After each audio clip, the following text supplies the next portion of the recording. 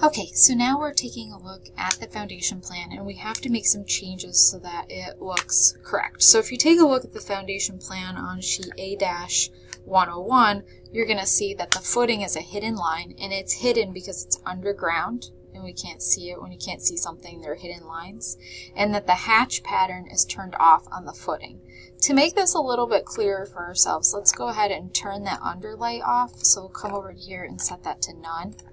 All right. Now if you click on the footing, what I want you to notice is that in the properties box, this is in the structural foundations family. So you're going to need to remember that, structural foundations. If you go back to your properties box and you look for visibility and graphics, or you can type VG on your keyboard, the box will come up. So I am going to actually just show you in here where it is. You say edit.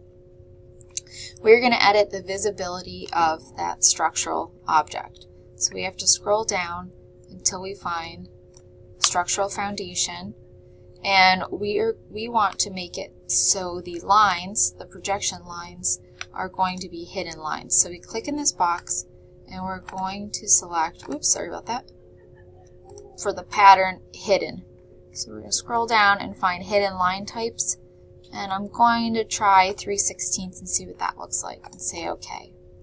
Now to turn the graphic off, which is this hatch pattern for the footing, we need to go into patterns right here and uncheck visible and then say OK. Now I'm going to hit apply to see if my changes were made. Yeah, so you can see my hatch pattern disappeared and my lines are now hidden lines. They look like maybe they're spaced a little too far apart, so I'm going to go with 1/8 instead and try that. That's a little bit better, and then say OK. Alright, so now you're getting there with the foundation.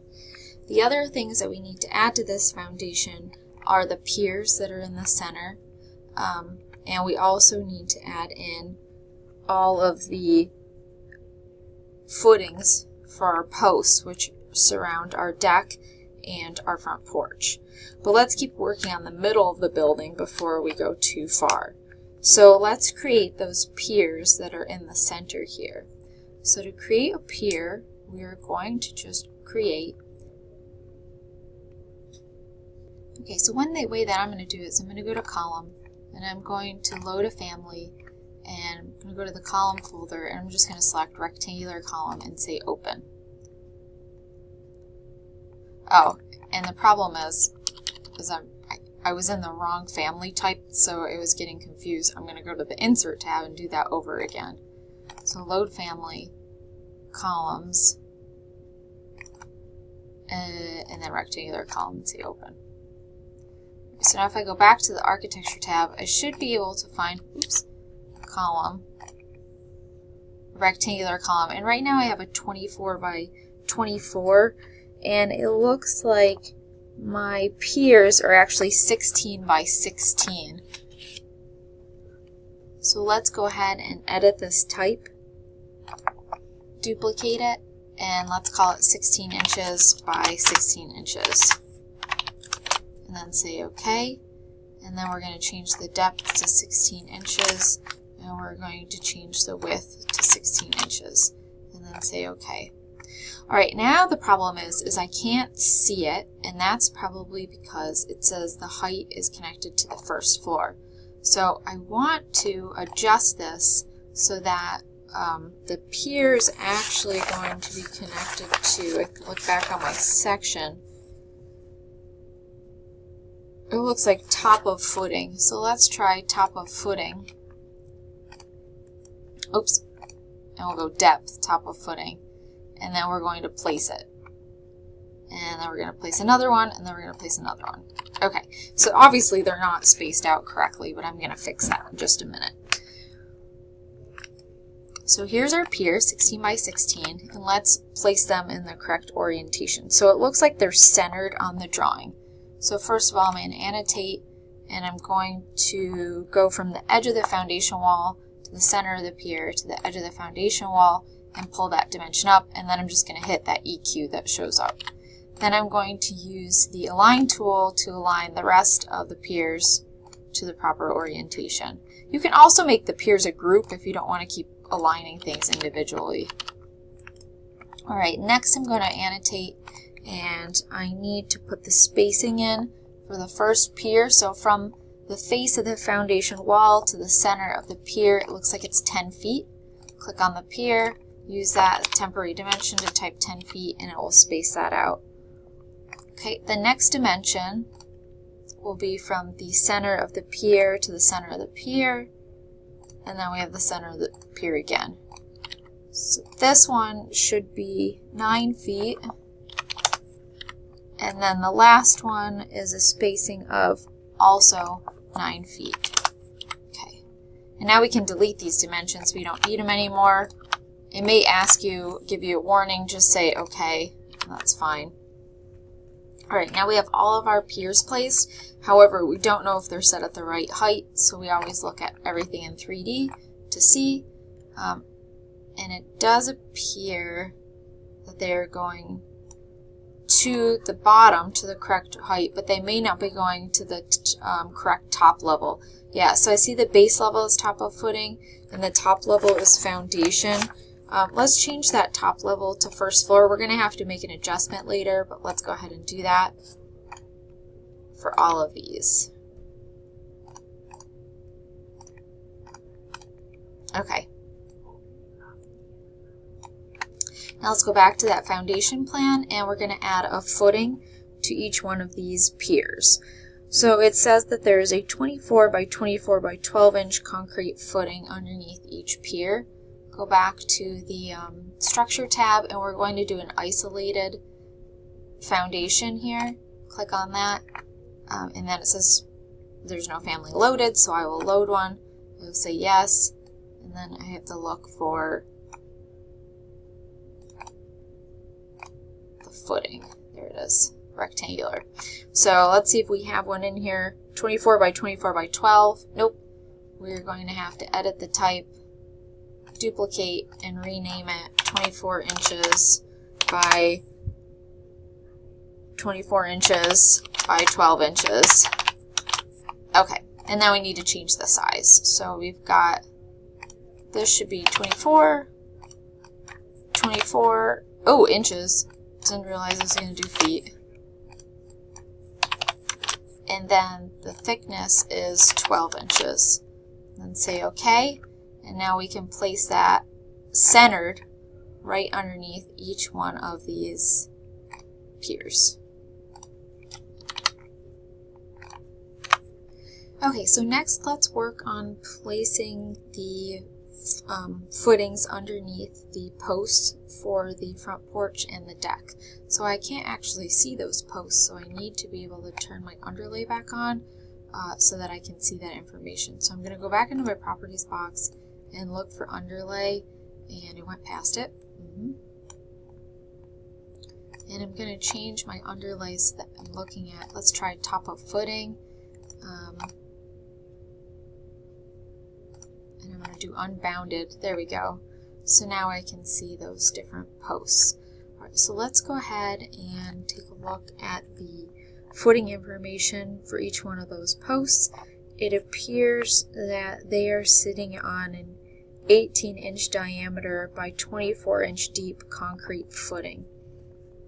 Okay, so if you look through Revit, you're going to notice that there isn't a round footing. So what we're going to have to do is we're going to have to load in, I'm going to try a column that's round, and we're going to see if we can make that work. So what we're going to do is we'll go to the Insert tab, Load Family, go to Columns, and then load in a round column and say Open. Then we're going to go to the Architecture tab. In this drop-down menu, we're going to select Column Architectural, and we're going to find there isn't an 18-inch diameter column in there, so I'm going to use the 12-inch diameter. I'm going to edit type, duplicate it, and call it 18-inch diameter. And then I will change the diameter to 18 inches, and then I will change the depth, so the base offset will go 24 inches. And we'll say OK. Alright, so now that we have our pier, we can click on each one of these columns and try to place that centered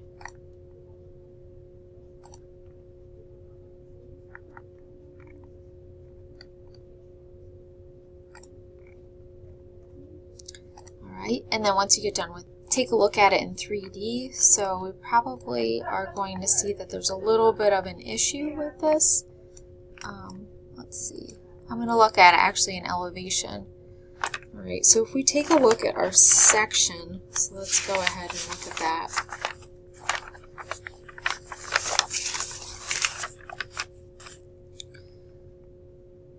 It doesn't actually look like these are going down to the correct spot on my drawing.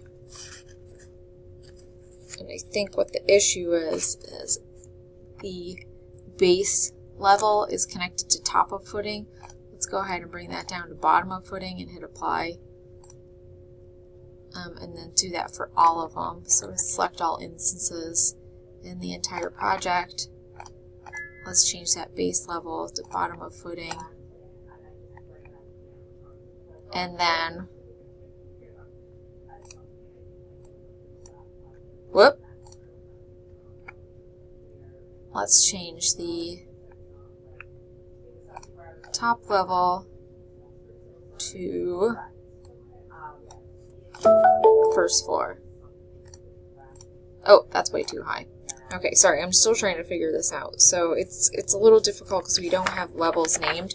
We might have to do these as unconnected if it's possible.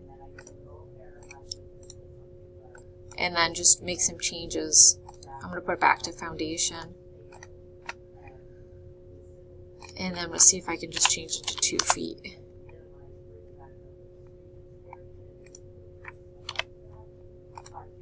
Alright, so that's negative 2 feet.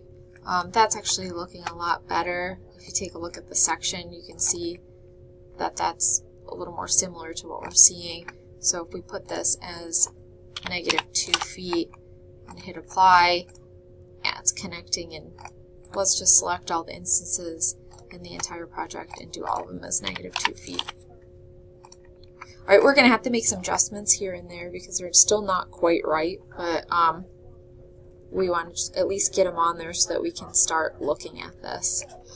Okay, so now if we go back to our foundation plan, we've got, let's just make sure all of these did the right thing.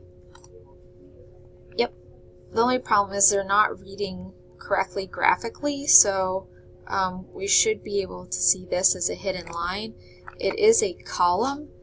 We can adjust the visibility and graphics settings and make them hidden. I am concerned that it's going to make these columns hidden as well. So I'm going to type VG on my keyboard, which visibility is visibility and graphics, and then I'm going to go to columns, and I want to take a look at the lines here, and I'm going to set this to a hidden line like we had before and hit apply and see if that, it actually looks okay, but the hidden lines appear to be just a little too spaced out. Let's try a tighter line. There we go, much better. Okay. Now the only other problem that we have here is that we should be able to see our columns in this foundation view. So we need to work on that next, which is going to be something that we have to set with our view range.